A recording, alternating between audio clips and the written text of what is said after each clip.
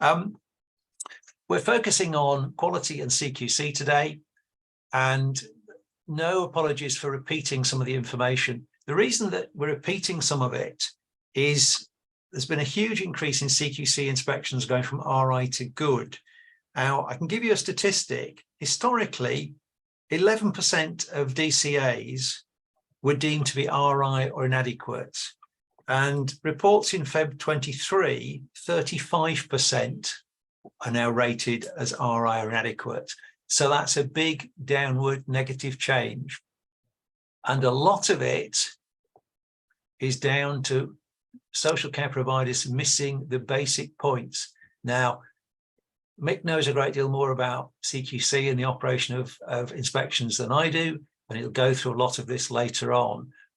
But it's a point to keep in mind. And CQC are changing their inspection process, their regime is changing. So you need to be absolutely on the case. And you've got lots of sources of information, CQC themselves, Skills for Care, organisations like Citation, and you can even question us as well. Okay, let's bring in Mick Feather and Nigel Lee from Citation. Thank you very much, and good morning, you beautiful people of LCaS. Nigel, I'll let you start off, really. I'll start trying to share my screen, so bear with me. Let's see if it works. See if it works, see what we can do here. Nice. So there we go, hang on. Let me try and maneuver this to a full screen if we can see it. So just give me 1 second. People in here as well. Right. I want to say F5. Right, Mick, just give me 1 sec. I just want to try. My toolbar was conveniently just. There it is, down the bottom. You've got it. Yeah, there we go. Last one, there it is. That's the badger. Okay, so yeah, Mick, over to you. Well, I've just got a couple of slides just to start off with, and then we'll go right into Mick. There's some people coming to the waiting room as well, so I can get rid of these as well. So, yeah, I mean, look, you're probably familiar with Citation. You know, we've been going for a long time, health and safety, HR, ISO, a lot of care services as well. I've been there 20 years. Mick's been there a little bit less than I have. You know, we've worked with hundreds and hundreds of care providers over the years. There's some of our partners that you can see there. So, you know, numerous regional, local, group care, dom care, etc., etc. And yeah, and it's pretty much along the lines of we've grown and developed. There's a number of services that our care clients are asking us to kind of produce. So UCheck, DBS business, that's now part of Citation. We do ISO certification, quality assurance and whatnot as well. So, you know, my delightful colleague, Mr. Feather, is now going to regale you with much information. I'll keep an eye on the chat as well if you've got questions. But yeah, I mean, look, Mick, over to you. You want a brief introduction about yourself, sir? Okay, hello. Welcome. Try and stay cool, everybody. Right, strap yourselves in. We're going to have a roller coaster ride. I think I've got about 30 minutes, haven't I, Pete, to get through this. Boom. I try and do something that's kind of like useful for you folks. We haven't got time to talk about the single assessment framework. I think Pete's mentioned it this morning. After all the stuff that you guys have had to go through, and thank you very much for doing it, because you're the most important, you know, sector, in my view, in the country. However, CQC have decided it would be a really nice little treat for you to, at the end of the year, change what they intend to do. The thing is, my view, it's a little bit like Emperor's New Clothes. They're going to get rid of the Chloes, but they're going to call them quality statements. And the only thing that I would say on it, because we haven't got time to talk about it, is that I always bang on about this thing, which is the Adult Social Care Key Lines of Inquiry and Prompts Sources of Evidence Guide. And the reason why I like it is because on the left-hand side, it's got the Chloe, on the right-hand side, it's got the evidence that you need. That still is relevant until such time as they decide to produce something else, which they don't know. I was on a call about 2 or 3 weeks ago. They don't know when they'll produce the I statements. You'll see on their website, they've done the we statements. These are the quality statements, but they haven't done the I statements yet, and they haven't produced a new version of what, because you guys don't want to know all this change about what it is. You just want to know, is there anything different that you need to do? I've been told that apparently it's not going to be that different to what this thing is. So stick with this until such time at the end of the year when we might have a little bit more information. In terms of what we're going to look at, we're going to just look at things that I pick up as I kind of, I haven't got much to do of an evening, so I spend my time looking at CQC reports to try and identify things that could be useful in terms of picking things up. And one of the things that I would pick up in terms of things for you guys to focus on, because you've got everything to think about, what things are going to be the important things, so you don't fall into traps in terms of what Pete's spoken about slipping into requires improvement. Massive issues with CQC consistency. We could spend a session just talking about inconsistencies. However, we're not. We're going to look at reports over the years. So if you flick the next slide, please, Nigel, that would be great. Absolutely. My page down button appears to have stopped working, which is very helpful. Bear with me. That's all right. It'll appear in a minute. Oh, this is good, isn't it? Prime. What a day! What a time for my computer just to stop kind of. I think I might have frozen, which is handy. Oh, how can we unfreeze? That's quite interesting, isn't it? So it was How going. about if you go back one and go forward one? Mate, I've got absolutely nothing go. Oh, here we go. Bear with me now. We'll try again.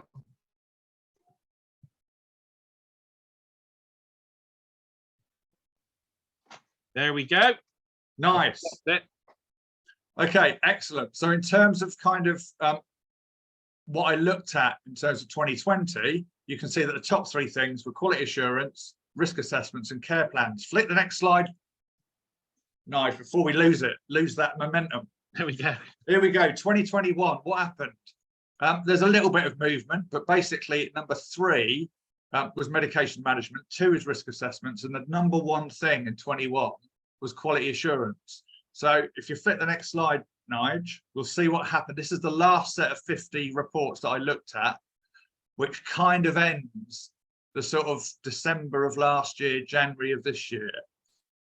The top 5 things, 5 was recruitment, 4 was care plans, 3 is quality assurance, 2 is medication, number 1 is risk assessments. So what I then do is, and what this is about focusing, what are those things? What are the things that they're picking up on in those areas? So flick the next slide, please, Nigel. We're on a roll here. This is going to work. Right. So you can see from these comments, so these comments are not, oh, Mick's making a comment. These are directly from reports. So these are directly from CQC reports. So some of the basic kind of things are some of the things that they're picking up on, and they're still picking up on these things. So when you actually do your initial checks, and remember, obviously, you guys have had to deal with overseas recruitment, et cetera, as well. These things still apply and are still as relevant. One thing that I would say to you is that you need to, if you haven't already, there is a small little guide, because this is all about Regulation 19 recruitment. And there's a small guide which you can print off, which even I had a look at myself to have a look at in terms of what are the things that are required. Gaps in employment. So gaps in employment history, a massive kind of like area. DBS checks, Pete's mentioned kind of them and the importance of those being done. It says there, I mean, 4 staff members had unreliable references. One of the things that I will mention, that I mention all the time, you know, if your own policies and procedures say you need 2 references and you've only got 1, and you can't get hold of that other reference, please do a risk assessment, get a generic risk assessment, do a risk assessment to cover that off. Pete's been working for us now for 5 years. He passed his probation, no issues. I'm signing it off. He's great, all up to date and great. Don't leave that gap, because if you get a particularly picky inspector, they will find that there's no other reference and they will make these sort of comments and there'll be an issue. If you look at the bottom one, and this is the reason why I picked up this guide to have a look, the bottom comment says the provider's application form asks for employment history for 10 years, which did not meet the requirements of legislation. Is correct. It says in the guide, a full employment history together with satisfactory written explanation of any gaps in employment. So in other words, if your own application only goes back 2 years or 3 years or 10 years in this case, that's not enough. If I started work when I was 15, and I'm now, as you can tell, 30, they will want the whole period. They will not accept, oh yes, well, hang on a minute, you only know what he's been doing for the last 5 years. So think about that when you're thinking about what information do we need. There's all sorts of stuff being picked up. Interview stuff. Is there an interview process and notes kept? I remember seeing a report. I mean, this one's quite specific, but they literally didn't have any information about why someone had been taken on. Therefore, the CQC inspector said, it looks like you've just taken on your friend. And there's no information to back up why this person was chosen over that. So watch it in terms of recruitment. Make sure that is totally, you know, got the photo ID, got the right to work in the UK, got the DBS check, full employment history, no gaps. You don't, you know, it's not, there's not a missing year that you don't know what they were doing. Recruitment. Next slide, please, Nigel. Boom. Care plans. What are the issues? Lacked detail in areas. For me, in terms of talking about these things, there are 3 key bits to kind of like this whole area of kind of care plans and risk assessments. If you've got an individual, you need to have care, you know, a care plan in place in terms of the detail. Could be anything from what they like to drink, what they like to do, family history, what they used to do as a job, etc.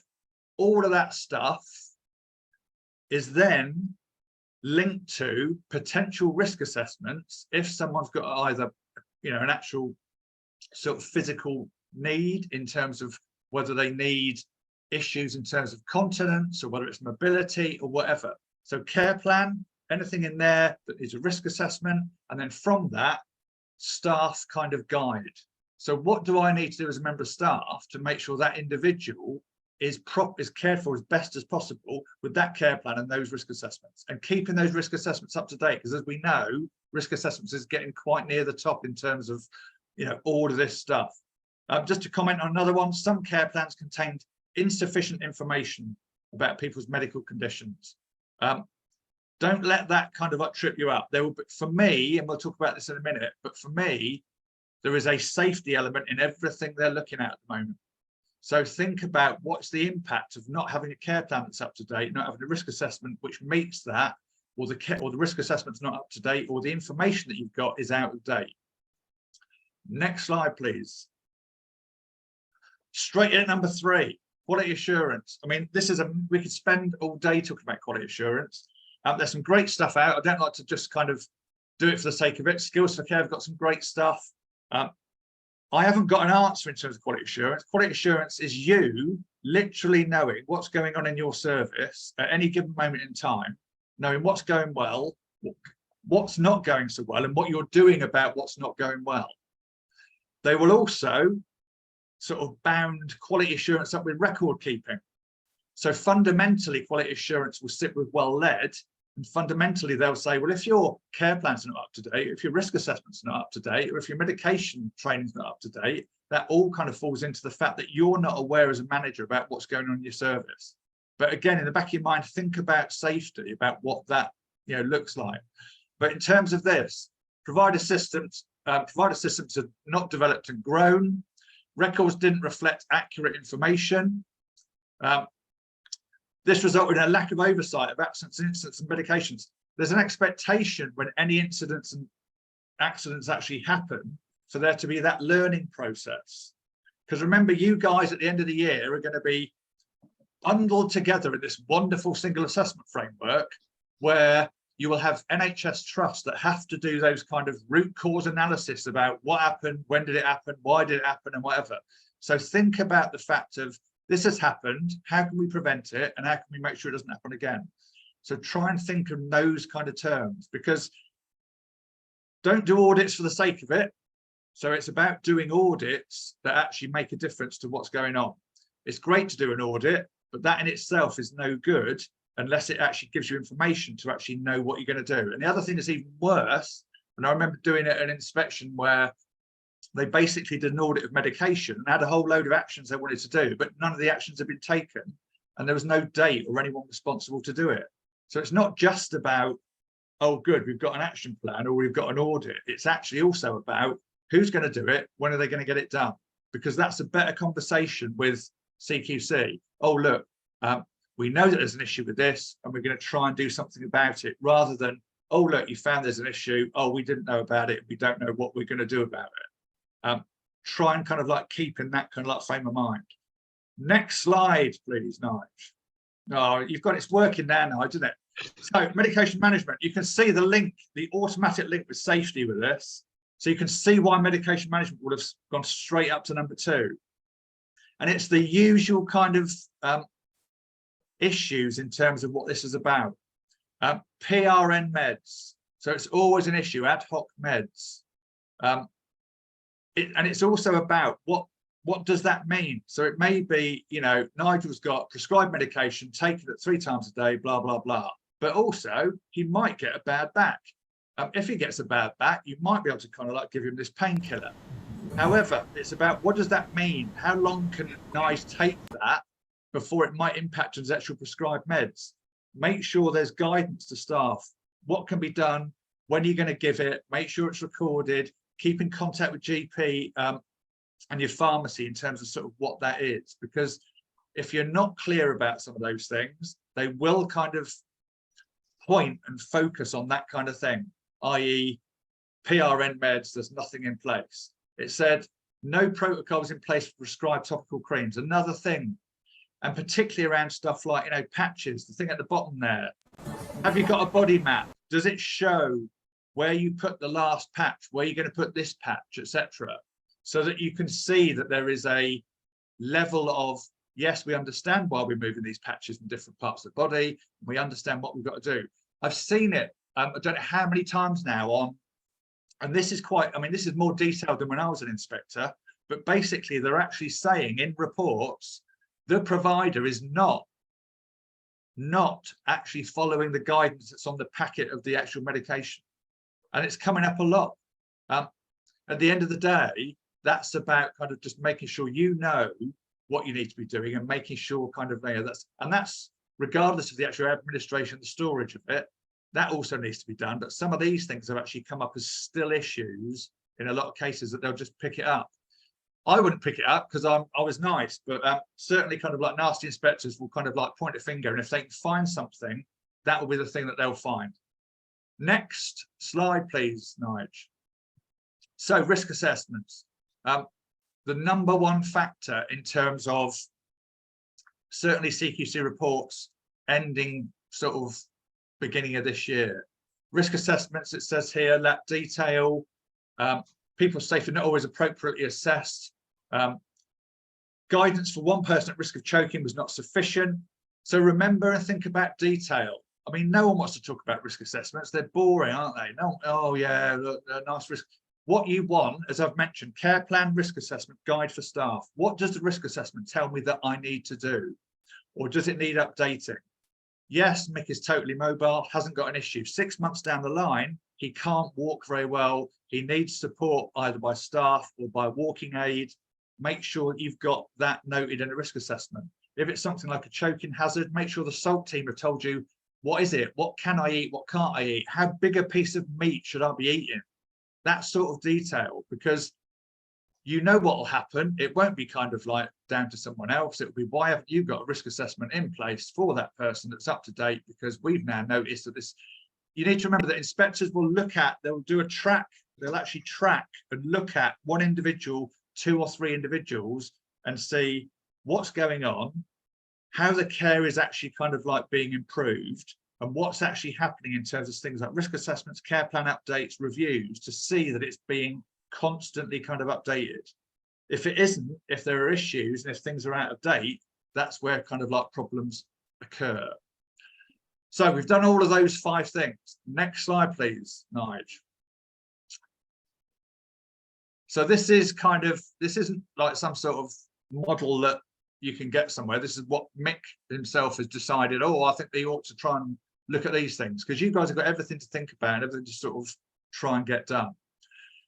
what I've tried to do is sort of focus it on kind of like a few things.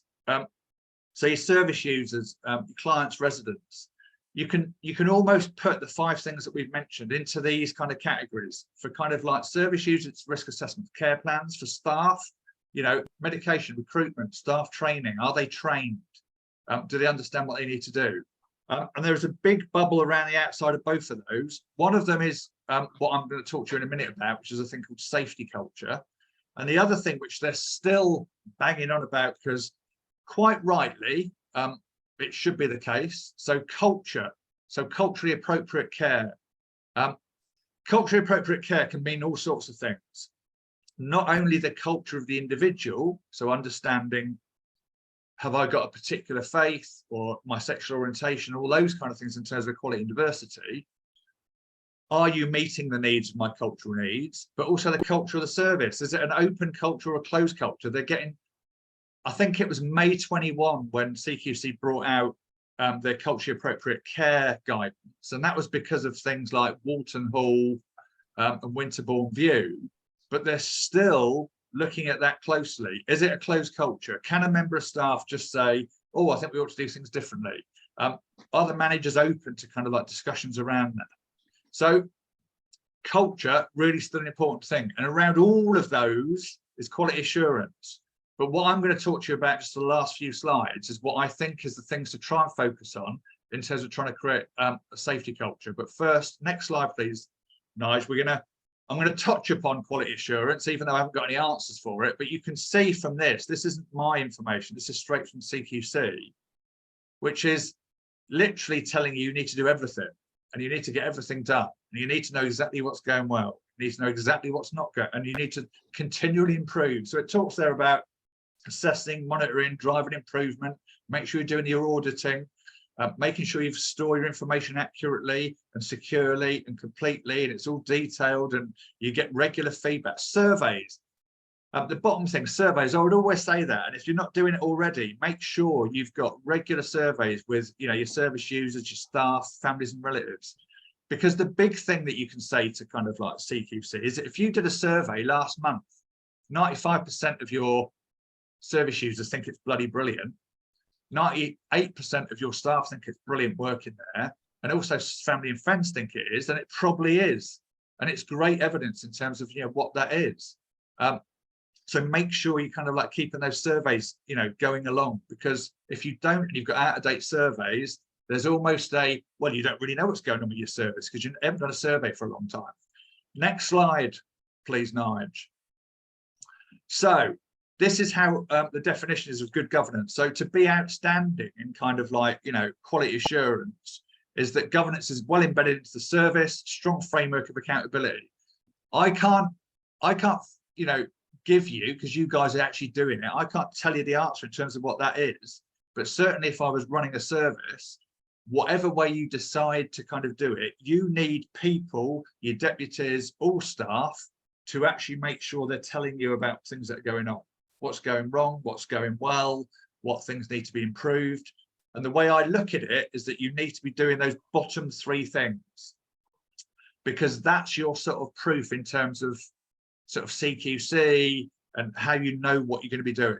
How good are you now? How do you know you're that good? And what are you going to do next? And all that is about self-evaluating yourself. So self-assessing yourself. What are we doing well? What, you know, so it's not a surprise. And it's certainly not a surprise for a nasty inspector, not me, because I was nice, for a nasty inspector to start picking away at stuff and trying to find things.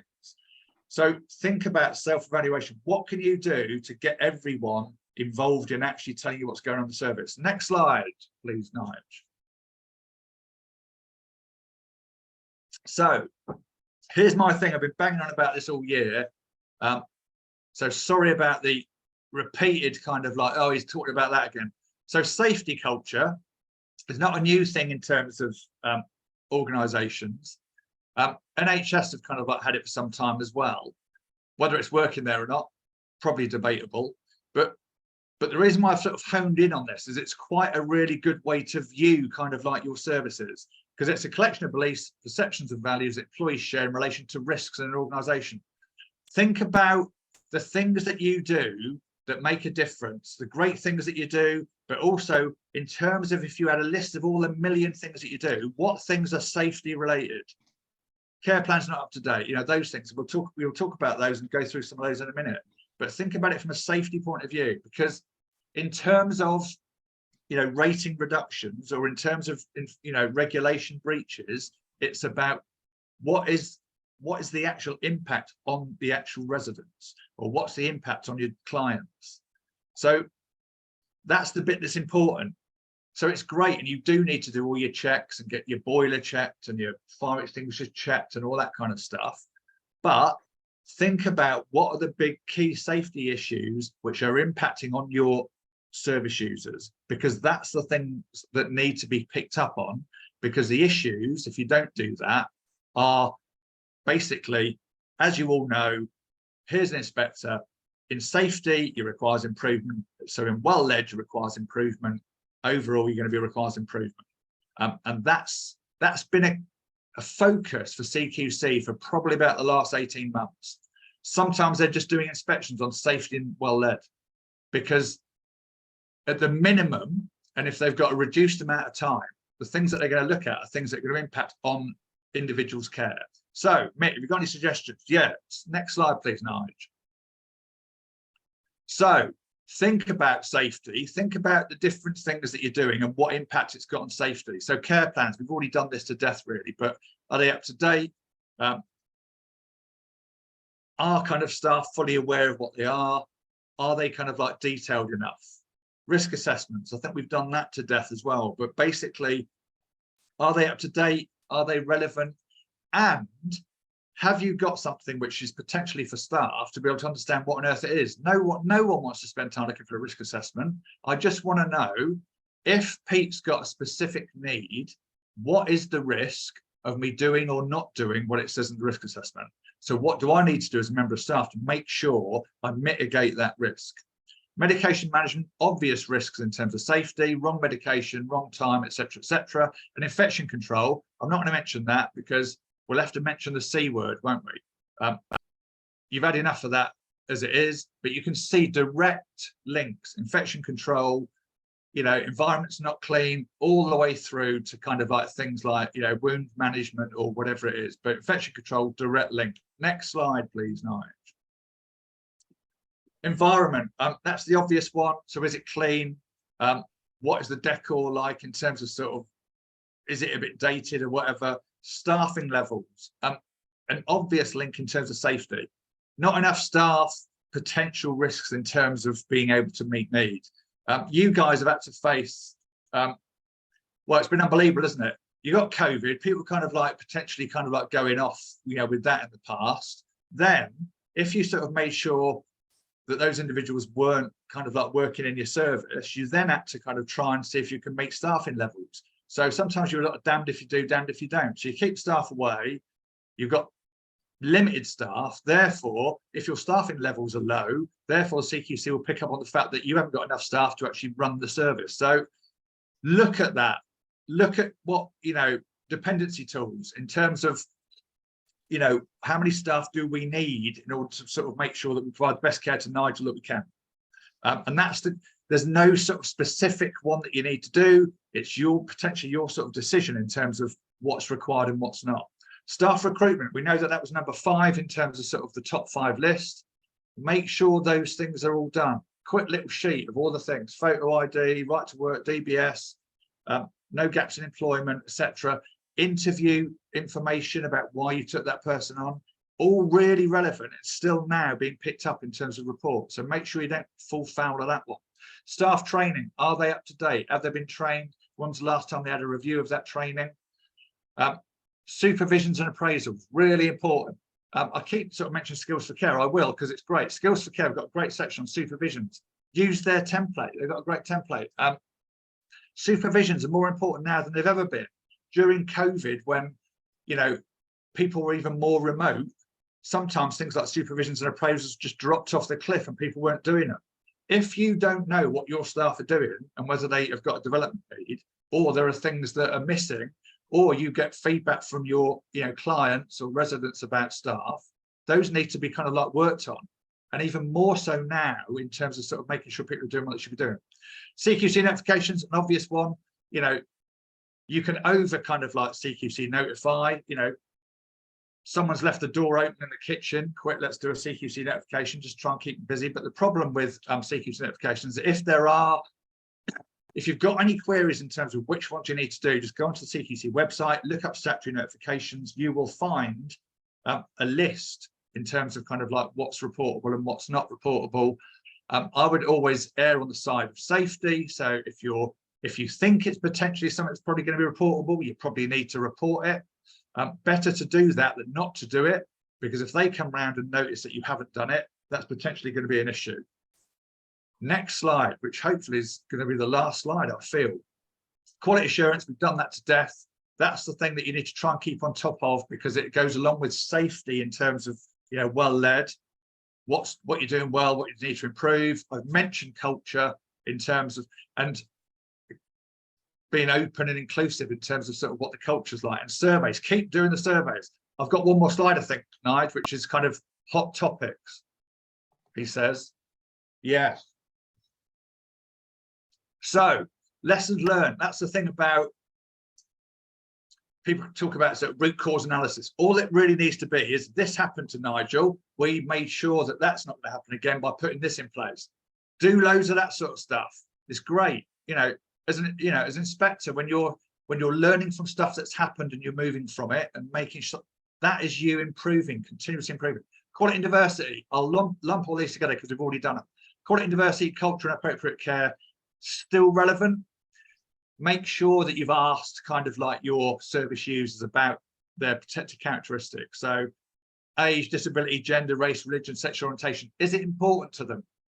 Remember, they don't have to tell you. There should be a prefer not to say in anything you ask them. If they don't want to tell you, they don't want to tell you. If it's really important, make sure they tell you, it's really important to me. I'd love to be able to go to church every Sunday or whatever it might be, because that's a great example of you kind of like, you know, looking at equality and diversity stuff. You'll see it on the PIR. There's like, you know, a whole page on equality. It's the thing that people talk to me. Oh, Mick, what am I supposed to do about? Well, what are you doing about equality and diversity?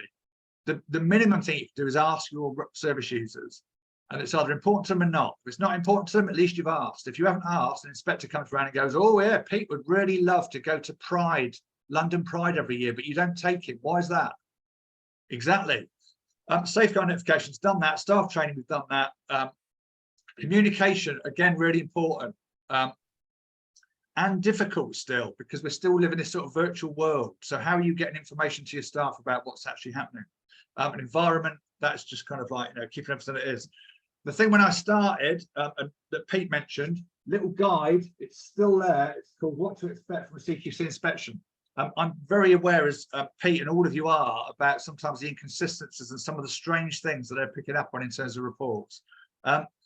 Look at that guide. That guide will tell you some real, you know, specific things. They will give me feedback before they go. They will let me know what I need to provide them. It shouldn't be a guessing game. And I've even had, you know, kind of clients talking to me about the fact that the inspector turned up, but because of some of the information was at the registered manager's home rather than at the office, they literally said, well, I haven't seen it. If it's not here, it doesn't exist. And therefore, you know, that kind of thing that's not right. If you've got that information, it's about the fact you will just go and get it, give it to them and send it to them or whatever, because there seems to be, you know, a real kind of, oh, well, hang on a minute, I'm here now. So if I'm here, then it's not here. Well, if it's at another place, then, you know, tell them to drive to the other place to find it, because the issue is about the fact that they're being very specific and very picky about some stuff. That is me done. So over to you, I think, Nigel. Yeah, I was just conscious of time and stuff. I've got up to questions. So, Pete, I'm going to stop sharing my screen. I know there's a load of stuff going on in the chat, but I've not been checking on that. So is that just a case of, I mean, look, how do you want to play questions, Pete? Do you want people to come off mic, or is there anything that you've picked up? I think well, it goes without saying, there's a huge amount of useful stuff there. We will put the recording and the slides on the website. Dudley is away at the moment. He's in Ghana. And when he comes back, I think he's back at the weekend, then we should get the recording on the website early next week. It's probably Mick worth making a point about temperature control for medications at the moment. Yeah, really, really difficult. I mean, it's almost like, and I remember sort of in the past, and certainly when I was inspecting, you can't expect, certainly care homes or whatever to kind of like, we're going to install some air conditioning on the basis that we need to try and keep. You need to try and do whatever you can, whether it's fans, whether it's getting another fridge, but it's about, a lot of the time that is extremely difficult. Just doing the sort of medication round might take an hour, in which case you might have things that are getting extremely hot while you're doing it. You need to try and kind of like, do whatever you can to try and keep things as cool as they can be. But it's because we've got, extreme heat, and it's about how you can try and manage it. I'm just trying to have a look to see what else is there. I mean, I'm aware of one care home that had a air-conditioned meds room. Nice. And the air conditioning wasn't very efficient, so CQC marked them down, and they ended up with RI. I mean that's got to be the worst scenario, isn't it? You pay out all that money for air conditioning, and you still get requires improvement from CQC because they've got their thermometer out and told you that actually it's not working. I don't know how a CQC inspector would know about the efficiency of an air conditioning unit, but I mean, it's a really difficult kind of area, particularly in this, in this sort of weather. I don't think you need to be kind of like getting air conditioned units. I think you need to be trying, there should be, and you would expect from the regulator, a level of acceptance in sort of these extreme conditions. Okay, we would love the fridge temperature to be that, but we're struggling at the moment. And if it means maybe buying another fridge to try and keep other things, then that. But going to the extreme of air conditioning is a bit over the top, particularly if you're going to get requires improvement, I'd say. I'll just jump in on that as well. My wife, who is sat over in the lounge here, is a quality assurance technician at the Christie up here in Manchester, and she said you can get a lot of info from drugs companies if meds go out of range, etc., etc. She's had fridges go down, when CQC have been there or about to be in there, and there's a lot of kind of background support from the med companies as well that might be able to help you with that. So some cross-pollination there, Pete, from the NHS. And talk to NICE as well. Look at what NICE guidance has got. Because if you've got a NICE guidance document and you're following it and CQC start quibbling, it's a good bit of paper to wave at them. And expecting DCAs to be able to control medication conditions is impossible. Yeah, and sometimes you have to point that out. So, if you've got particularly, an inspector who goes to someone's home and says, why is this controlled drug sitting on the kitchen table? Well, it's because it's their home. And if they want to keep it on the kitchen table, that's entirely up to them. And sometimes there has to be a level of just common sense and a bit of a reminder. So I think, and Pete mentioned at the start, the things that you need to be aware of in terms of what's going on. And I would always, you can challenge in a very positive way. And I would always push that in terms of a challenge. Because if someone's saying something that sounds like it could be ridiculous, it's probably ridiculous. And I would just, be confident in what you're actually doing. Because we all know kind of like, that medication needs to be stored at a certain temperature, etc., etc., etc. But, if there are things and conditions which make that not happen, that's not you falling foul. That's you trying to do the best you can with what you got. And that's what I think needs to get across. But you can do that in a positive way. And hopefully, if your inspector's reasonable, like me, you kind of like take that on board. But hopefully the people on the call haven't got horrible, nasty inspectors, and they've got people that are very reasonable. I don't know, there'll be comment in the chat in a minute, won't there? I think what people have to realize as a provider is that although CQC can come across as the ogre, if they question something in a draft report, then you have a very limited time to respond to that. And you need to respond to it with evidence that they are incorrect and that you are taking action to make sure that any incorrection has already been corrected, and that knocks on to training, etc. But you have a very limited time to respond to factual accuracy, and don't let that drift. Just hope it will go. Hoping it will go away isn't going to work. And make that feedback, after they've been, or after the Zoom call or whatever, because it does state in the document that you will provide feedback. They're not going to tell you what rating they're going to give you, but they should make sure they tell you whether there's a regulation breach, and they should be pointing out to you any issues, which in most cases, if you can sort those out on the day, can be sorted out. Don't let them go away thinking, oh, well, they didn't show me this. I don't know how many times, sometimes clients, the inspector hasn't asked for it. Therefore, the inspector has thought that it's not a thing. It doesn't exist. And that's not true. That's about communication. Hopefully, I would hope inspectors are actually going to be very clear about what they want, what they don't want, and they're making it clear and not some sort of mystery. That's the thing. If they're making it a mystery, you need to ask them what they're looking for, so you can make sure you give it to them before they then go away and tell you you haven't got it. Right. Sorry, I've just read I've just misread that line in the chat that says please ring or email Nigella, and I've realised it's Nigel Lee. Happens all the time. Happens all the time. People say Nigella, they expect a nice lady to turn up and a big 6'2" bearded northerner rocks up, puts them right off. There's a circus job waiting for you somewhere. There's a sensible question in the chat. Oh, yeah. Should carers be giving controlled medication? Yeah. So if you're talking about controlled drugs, I mean, there's not an issue with it as long as that person's been trained and understands what it is, why it is, and all the usual things with right time, right amount, etc., etc. What I hear, so I presume it's true, is that more and more care workers are doing more than than they would have done 10 years ago.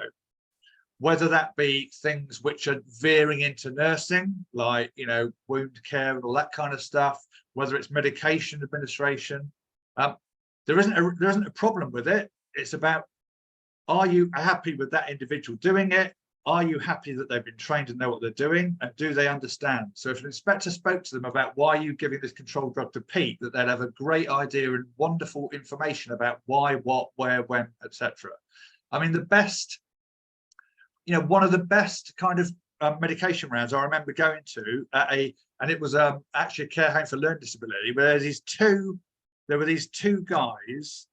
They were both, I think one was a German guy, one was an Eastern European guy, who literally had medication done really strictly. They had the trolley, they were there with the individual, and it was an absolute, it was pure kind of dynamics about exactly what it is, dosage, what it is, why it's being, all the actual consent issues being done, and it was absolutely brilliantly regimented. And some people would say, well, that's probably, but it works. It works because they know what, they know when, and then, it doesn't matter whether they're the care worker or whether they're the deputy or the registered manager. If you know what you're doing, that's the bit that matters. So I wouldn't have a problem with that. Okay. Questions for Mike? Anybody want to for Mick rather? Anyone want to put their hand up? Or just shout out? I can ask a question if I may, Mick. Thanks for that. Really helpful. It's Karim from South Care Homes. Really good. Very, very informative. Just wanted to say, obviously, it's really important. It seems to be a hot topic about controlled meds and the ability for anyone to dispense. And we undertake annual competencies on the individual dispensing the medications that should be done. Yeah. If for example the staff member luckily decides to stay beyond a year, we then have to redo that competency to make sure that on day 367 they are still competent. With a policy, for example, you can read a policy, at the bottom of the policy you say, yeah, updated with the date and it's still valid, blah blah blah. With a medication policy, is it your recommendation to have a full audit on that individual again, or can you just say, look, I've observed them, they seem competent, sign it off straight away? So it depends. So what are they doing? How are they doing their training? Is it face to face or e-learning or what? Oh, it has, yeah, no, yeah, face to E-learning. face, 100%, So 100%. I mean, always for me, it's always about registered managers' agreement of their competence.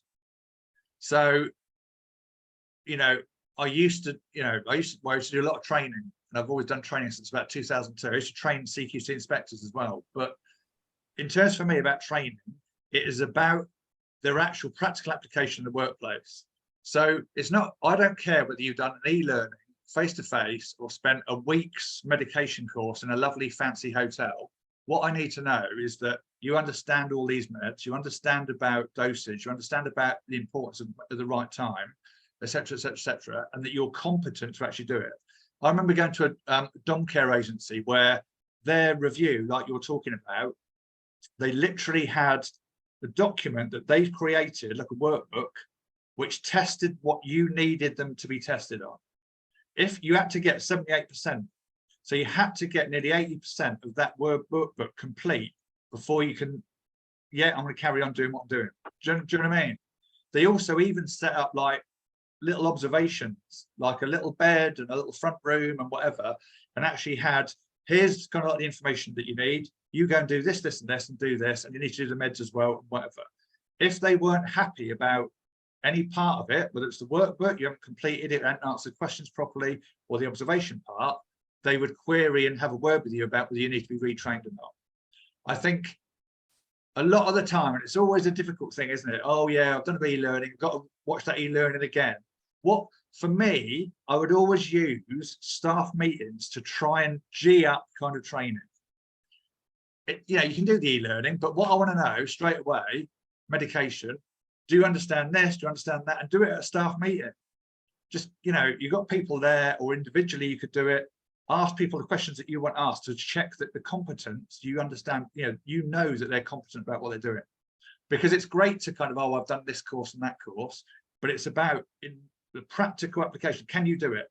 Are you confident as a manager that they can do what they've got to do? And Have they retained the information? Sorry? Have they actually retained any of the information? Because I think that's the problem with e-learning, but that's a whole different ball game there. And the only way you kind of like know is when you actually see people doing the job.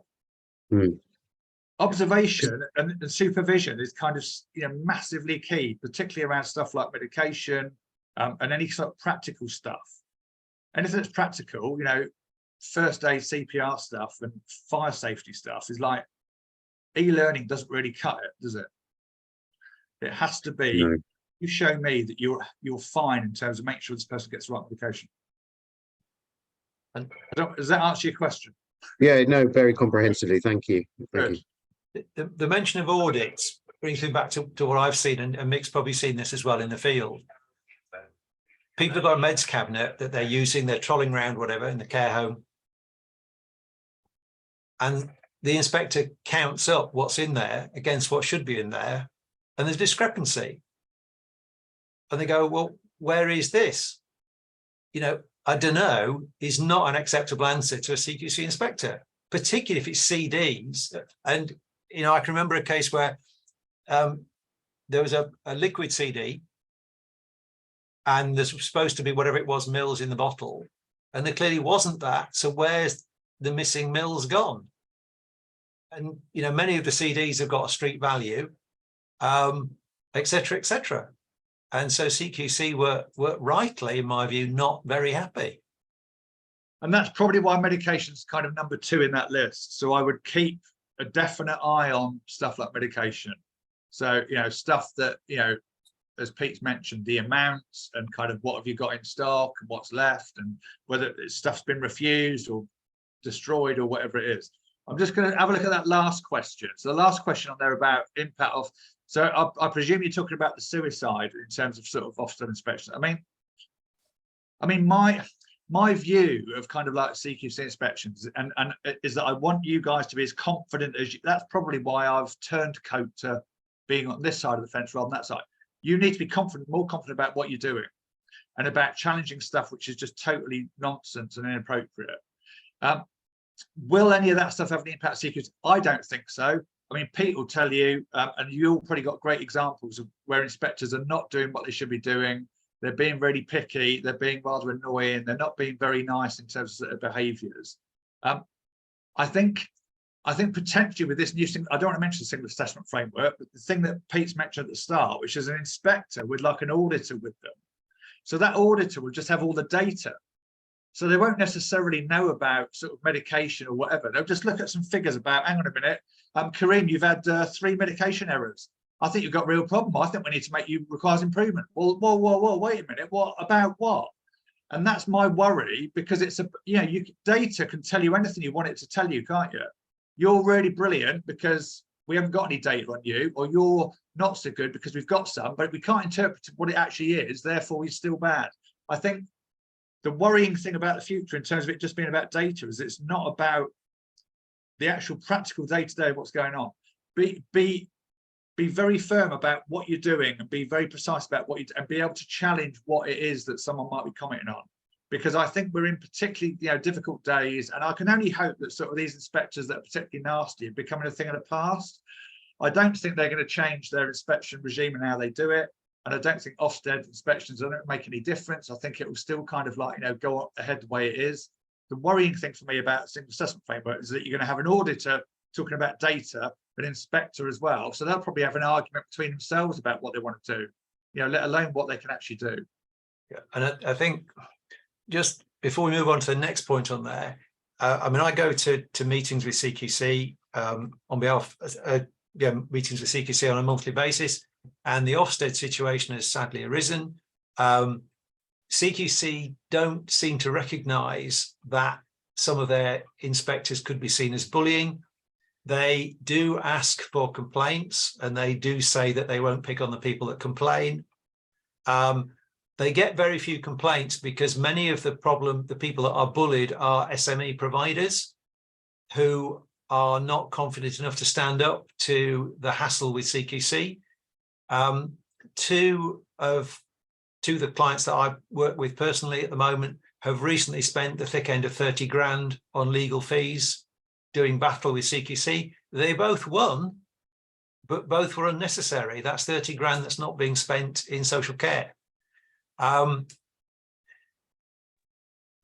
would also have an answer to the question, how can we control drugs if you're conducting home care support? In effect, you probably can't, but if there's, say, a CD in someone's home and you notice that it is going down, then it should be reported, because it's probably somebody in the family taking it and they're up to no good. You have to treat a DCA. So, dom care is the same kind of stuff. So MAR charts, the only thing you can't control is where they store it and what they're doing with tablets and whatever. So it's as Pete says, if potentially a member of staff picks up there are issues, there are things missing, not enough tablets, things, whatever, that needs to be reported as soon as possible. But you can't, because it's someone's home. They can do what they like with them. They can, but I think you need to protect your staff, because it's often, if there's a query, the client will say, oh, the staff nicked it. And so you need to make sure your staff are protected. Probably a family member instead, but anyway. Yeah, exactly. Femi. Yeah, hello, good morning. My name is Femi. I'm calling from Spring Care. My question, it's a comment really. What I've heard with regards to the new regime coming up is that can you hear me well? Yeah. Okay. What I've heard is that the new regime about inspection is going to be such that marks or points will be awarded for various different areas of inspection, and so that way, rather than the way that it's done now, where the inspector will only just sort of, after seeing everything, just makes up his or her mind that, okay, I'm satisfied here, and then he just awards the mark just based on feelings. But that the new regime is going to be more that marks points will be awarded for different areas, and that way, even if, for example, the inspector saw an area that probably it was not too good, but you can compensate better in another area that you're quite excellent in. Is that how it really is going to be? And that way it will be a bit more objective than how it is now? Okay, so what you're talking about, I think, is the scoring system. So all they're doing is applying a scoring system to each of the 5 areas. So safe, effective, caring, responsive, well led. They'll each have a scoring amount within it. So in other words, you'll know if, for example, you're in safe, and to get good would be between 50 and 60. If you're 49, there'll be requires improvement. But what you're talking about, Femi, is you can't be not so good in safe, but be brilliant in responsive, and they'll throw some points over there and try and, you know, level it out. That won't happen.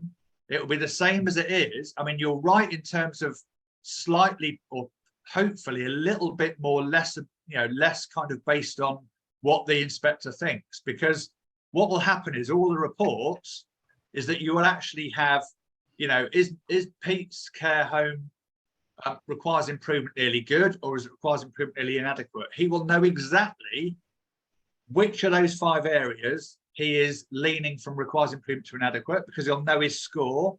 Yeah. So if sort of inadequate is 10 to 20 and he's 21, and yet the top of requires improvement is 40, someone, do you know what I mean? You can see how potentially you will know exactly where you are in terms of those ratings, because the ratings will still apply, Femi. Ratings won't change, the 5 key areas won't change. They'll just score each of those 5 areas, but they will still rate it based on what those scorings are. All that you will know is that you will know whether you're good, nearly outstanding, or good, nearly requires improvement, based on what your score is. But they won't be able to use scoring from other bits to then, you know, oh, I'll just use some really good score from here and add it into that one. If you're not good in that one, then that's going to be, does that make sense for me? Yes, thank you for that. It makes sense. Yeah, thanks. Yeah, I mean, I do wonder, I know there's been discussion around whether there should be more than 5, you know, whether there should be another section between RI and good, but and that's been discounted. But the new system, when it comes in, I mean, I wonder if it's actually going to come in, because it could just be too complicated and too subjective. And they say that all marking will be, you know, checked over by a senior manager, etc. But I'm not sure that they're going to have enough staff to actually do that in a timely manner. I think the most worrying thing for me, just to put a final point, single assessment for it, but the biggest other issue that I find is that they're trying to be more virtual. So particularly this applies to sort of dom cares, is that you may have scenarios where people have got data, or where CQC have got data, and obviously we don't know at the moment what data they want to grab off people, because they still haven't decided what that's going to be, but they're literally going to grab data. They will look at the data that's come in for everybody, and as an inspector, I'll sit there and go, oh my word, look at all the data for Pete's place, and actually make the decision and actually change the rating virtually of Pete's service without even stepping over the threshold, or without potentially talking to him. That's a worry for me, because that's just not right. You know, that's me looking at, oh, hang on a minute, you've had so many of these or so many of them, therefore I'm going to change your rating from a good to requires improvement without even being aware of what's going on. And that's the worry that I hope doesn't happen. Who knows, it might be good. Quite. I mean, if there aren't any more points for citation, we can move on to skills for care. But what I would just suggest to you is that if many of you will be trading with local authorities, look at what's coming out from local authorities, read tender documents, even if you're not going to bid, even if you're not going to submit, and see what they're asking for by way of things like QA, social value, cultural requirements. The reason I say that is because local authorities are being inspected by CQC, and the requirements of what CQC are going to ask local authorities for will knock on to what local authorities ask you as providers for. So you need to be aware of not just the quality standards from CQC, but the quality standards from your local authority, and they will be linked. And there have been cases of CQC contacting local authorities about, you know, Mick Feather's care home's not very good, even when the report comes out and it says good. But then Mick realises he's not getting any referrals from a local authority because CQC have said in conversation, or they're not very good. So you then got a problem to resolve. Okay, let's move seamlessly on to skills for care. Great morning, everybody. I'll just load my slides up.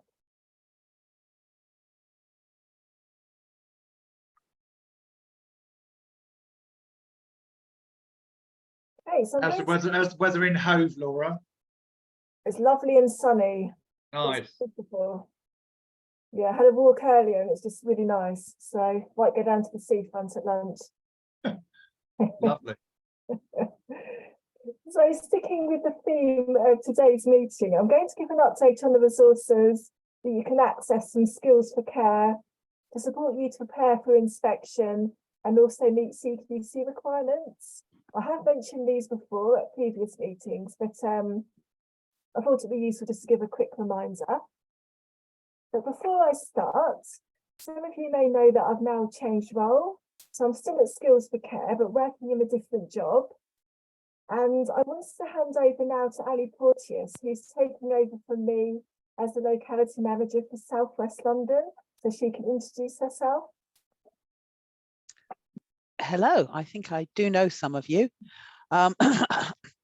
I've been working in Surrey for some time, so some of you may have seen my name come up in relationship to the Surrey Care Association, but I'm over the moon to be in this position, really excited about what it's going to bring, and I believe at the end of this presentation my contact details will come up. So if there's anything that I can do or you feel I'll benefit from your insight as much as anything I can help you with, please make contact, and hopefully Laura will give me all the information I need in my handovers to be able to be a good resource to you. But thank you very much. Thanks, Ali. So going back to the resources, so we have some resources that can support you prepare for inspection. So there's a checklist that can help you think about what you actually need to evidence to the CQC, and this is broken down into different steps. There's also an action plan that asks you to think about any areas for improvement that have been identified that could potentially affect your CQC rating. It also asks you to think about what success looks like for your service, who's going to be involved in the delivery of the action plan. It's just quite a simple way of laying out what you need to do, and it's something that you can regularly review just to make sure that you're on track. And both of these documents can be downloaded from the link at the bottom of the slide, and these will be on the LCaS website very shortly. If you currently have a rating of requires improvement or inadequate, we also have a checklist and an action plan that you can use. And in addition to these, we have a guide to improvement, and we developed this in partnership with employers that have successfully improved their rating to either good or outstanding. So there's guidance in there about how to identify and plan and implement improvements across your organisation. And there's some really helpful case studies about how other organisations have approached this. If you want to achieve an outstanding rating, another checklist, another action plan. So the checklist includes questions about some of the things that you need to be doing to actually achieve that rating. So this can help you identify gaps and help you put an action plan together. And we've also got some videos of managers of outstanding rated services talking about what they do on a day-to-day basis, just to ensure they deliver that really high quality, person-centered care and support. Also on our website is our inspection toolkit. And you may have seen this already, it's been around for quite a while. An updated version has recently been created just to reflect the move to the single assessment framework and the quality statements. You can access the old version still as well. And the toolkit, I think, is one of our most popular resources at Skills for Care. It's actually broken down into each of the 5 key questions. And for each, there's recommendations and practical examples. There's resources such as videos to help you better understand CQC expectations and to be better able to gather evidence and prepare for inspections. So do have a look if you haven't done already. We've got some virtual learning modules as well. There's one on being prepared for inspection, one on improving your rating, and one on striving for outstanding. You don't have to do them all, just pick the one that's most relevant for your organisation. They take about an hour to complete, and they're aimed at frontline managers, quality and compliance leads, and any other members of your staff who have an active role in preparing for inspection. And they're being updated at the moment to reflect the move to the single assessment framework. So it's a bit of a bargain. They cost £10 each to access, or £9 if you have an RWDS account. So you can actually claim back £50 for each completed module from the Workforce Development Fund. So you make £40 on that. And this additional funding is really to cover the cost of your time actually spent completing the module and embedding the learning within your organisation. So if you're not already linked into the Workforce Development Fund, please do contact Ali and she can have a chat with you about that. We've got a new round opening quite shortly. If you find more in-depth information and support useful, we also run half-day and whole-day live seminars on each of the 3 topics. They go into a lot more detail than the virtual modules. And as they're live, you've got the chance to ask questions and share kind of ideas and best practice of other organisations. Just keep an eye on the events section of our website and you'll see information about upcoming dates. That is me. So Ali's details rather than mine this time. Please do get in touch. And just to say, I mentioned the Workforce Development Fund, new round opening shortly. It'd be a really good chance now to get your adult social care workforce data set account up to date, as that's the requirement of actually accessing the funding. So when the next round does open, you're all ready to go and start making claims. And I'll put the link to the RWDS website in the chat now. And I'm sure you'd agree, Laura, that any of those modules, as Mike has said, with quality assurance, evidence of having turned up to these courses shows that quality assurance is in the front of mind and will help towards evidence for well-led. Definitely, yeah, really good evidence for the CQC. Put in your evidence folder. Most definitely. I think often managers forget this, and I would say that to all of you. Remember, this is a professional meeting. Record it. It's evidence of you being diligent and working towards best practice. So yeah, all these sort of modules are fantastic and lovely to get some money back. Good point, Ali. Good point. Any questions for Skills for Care? It does surprise me how many providers we find don't sign up to things like Skills for Care's newsletter or CQC's newsletter or NICE's newsletter.